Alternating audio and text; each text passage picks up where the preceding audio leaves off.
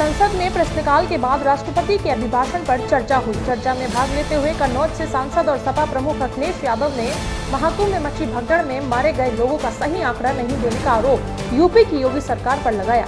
उन्होंने कहा कि सरकार वैसे तो डिजिटल कुंभ की बात करती है, लेकिन अभी तक मृतकों का सही डिजिट ही नहीं बता पा रही।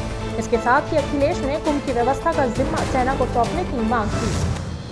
दिल्ली में विधानसभा चुनाव के बीच चुनाव आयोग ने राजनीतिक दलों के आयोग पर लगाए जा रहे आरोपों का जवाब दिया है। चुनाव आयोग ने कहा कि 3 सदस्यीय आयोग ने सामूहिक रूप से चुनाव में चुनाव आयोग को बदनाम करने के लिए बार बार जानबूझकर दबाव बनाने की रणनीति पर ध्यान दिया। लोगों को लगता है कि जैसे ये एक एकल सदस्यीय निकाय है, लेकिन इसने संवैधानिक संयम बरतने का निर्णय लिया है।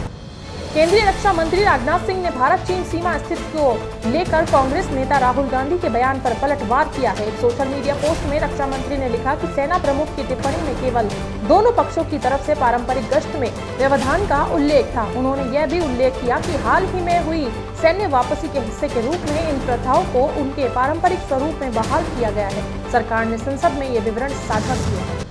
भूटान नरेश जिग्मे खेसर वांगचुक ने महाकुंभ के अंतर्गत संगम में पवित्र स्नान किया और विशेष पूजा अर्चना की। इस दौरान उनके साथ सीएम योगी आदित्यनाथ और मंत्री नंद गोपाल गुप्ता नंदी भी मौजूद रहे। इसके बाद वे लेटे हनुमान मंदिर और अक्षय वट के दर्शन करने पहुंचे। वहीं इस दौरान भूटान नरेश ने पक्षियों को दाना खिलाया।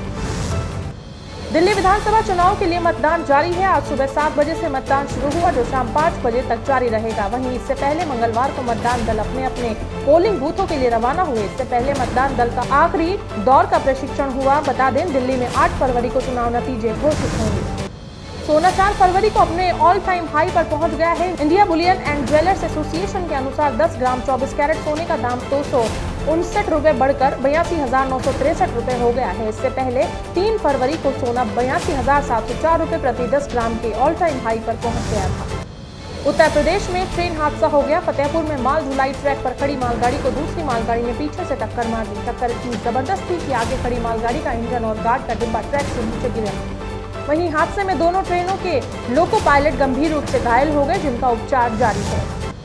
महाराष्ट्र की देवेंद्र फडणवीस सरकार ने मराठी भाषा का सख्ती से पालन कराने की दिशा में ठोस कदम उठाया। राज्य में अब सरकारी या अर्ध सरकारी कार्यालय मराठी भाषा से ही बात करनी होगी। यही नहीं, मराठी भाषा में बोलने से इनकार करने वाले अधिकारियों कर्मचारियों के खिलाफ अनुशासनात्मक कार्रवाई भी की जाएगी।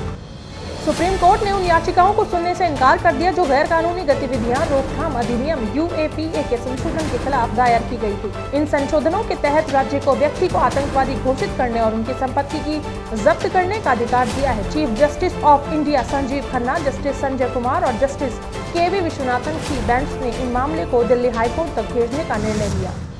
अमेरिका के बाद अब चीन भी टैरिफ वॉर में कूद गया है। अमेरिका के चीन पर 10% टैरिफ लगाने के फैसले का जवाब बीजिंग ने भी टैरिफ लगा कर दिया है।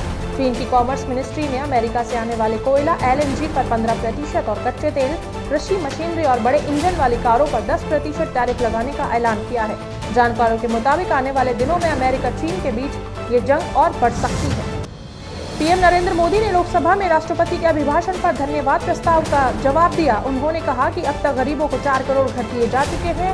जिन्होंने कठिन जीवन जिया है, वे भी समझते हैं कि घर पाने की कीमत क्या है। प्रधानमंत्री ने कहा कि पहले शौचालय की व्यवस्था न होने के कारण महिलाओं को बहुत परेशानी होती थी। जिनके पास ये सुविधाएं हैं, वो उन लोगों को परेशानी नहीं समझ सकते। हमने 12 करोड़ से ज्यादा शौचालय दिए हैं।